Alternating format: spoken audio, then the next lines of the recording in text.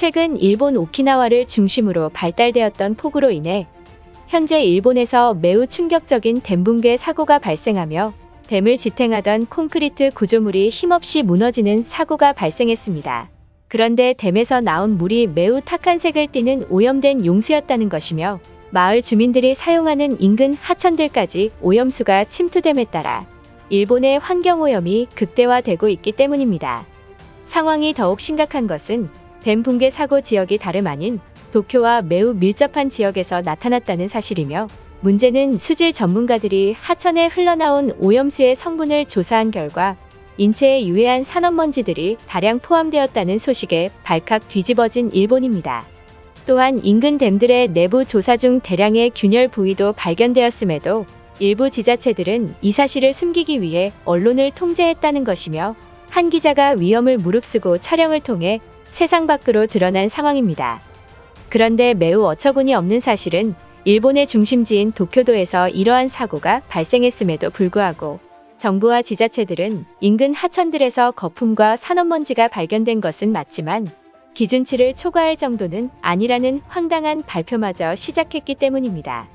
그런데 매우 충격적인 것은 그동안 수많은 댐 사고에 대해 아무런 조치를 취하지 않던 일본 정부가 최근 하천에서 물을 마신 주민들이 대규모 입원을 했다는 사실에 일본 수뇌부들이 당혹감을 감추지 못하는 모습입니다. 그럼 자세한 내용 살펴보도록 하겠습니다. 지난 5월 23일 일본 기상청의 발표에 따르면 현재 오키나와를 중심으로 발달되었던 폭우가 다음날 24일 일본 관동지방까지 지날 것으로 예상된다.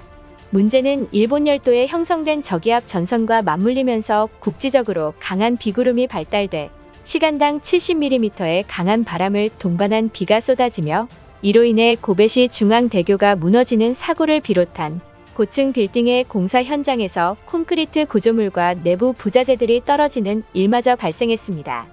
또한 일본 관동지방에서는 강한 바람에 의해 앞으로 나갈 수조차 없는 상황을 보도했습니다. 그런데 더욱 심각한 문제는 일본 도쿄도와 매우 밀접한 시즈오카현 이토시에서는 순간 100mm의 강한 폭우에 의해 댐 콘크리트가 완전히 무너지며 이로 인해 수천 톤에 달하는 공업용수가 벽을 뚫고 나오는 대형 사고가 터지고야 말았습니다.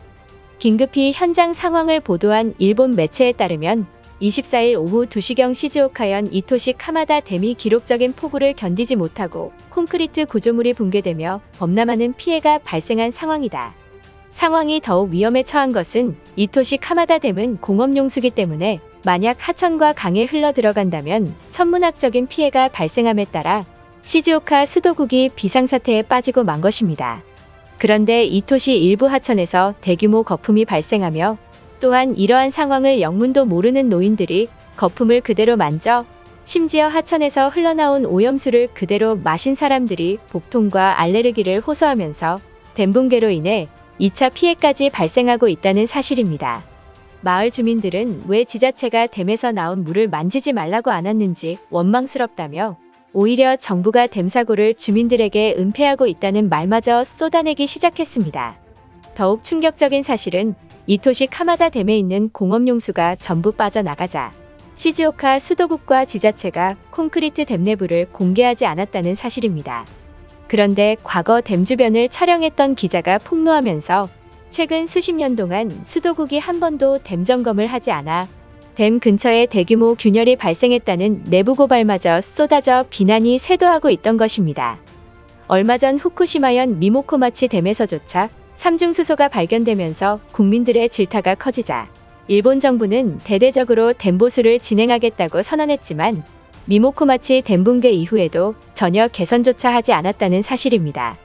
그런데 하천에 대규모 거품이 발생한 사고에 대해 민간 수질 연구학팀의 폭탄 발표가 이어졌습니다. 수질 연구팀인 치아키 교수에 따르면 현재 이토시 주변 하천 일대에 나타난 거품 사고에 공통점이 발견되었다. 주민들이 알레르기와 복통을 호소해 물의 성분을 자세히 조사했더니 충격적인 사실이 나타난 것이다. 조사 결과 산업먼지가 강에서 발견되었다는 것이며 이것은 오염된 댐에서 흘러들어간 공업용수가 하천과 섞여 수질 오염을 만든 것이나 다름없는 것이다. 결국 영문도 모른 채 하천과 강에서 물을 마신 주민들이 피해를 입었다라며 그동안 일본 정부는 댐 사고를 막기 위해 보수공사를 진행한다 했지만 전혀 개선조차 하지 않았다라며 폭로했습니다. 전문가들은 일본 정부가 주민들에게 피해 보상은 물론 환경오염을 반드시 막아야 한다며 지적했던 것입니다. 그런데 매우 어처구니 없는 사실은 전문가들의 강한 지적에도 불구하고 시즈오카 수도국의 황당한 해명에 분노가 극에 달하고 있습니다. 시즈오카 댐 시설물을 관리하는 수도국 팀장에 따르면 현재 댐이 붕괴되어 하천에 방류되고 있는 사실은 모두가 아는 상황이다. 전문가들의 말처럼 하천에 산업먼지가 일부 발견되고 있지만 기준치를 초과하지 않는 산업먼지이며 그 양이 매우 미비해서 인체에 전혀 이상이 없는 것으로 밝혀졌다.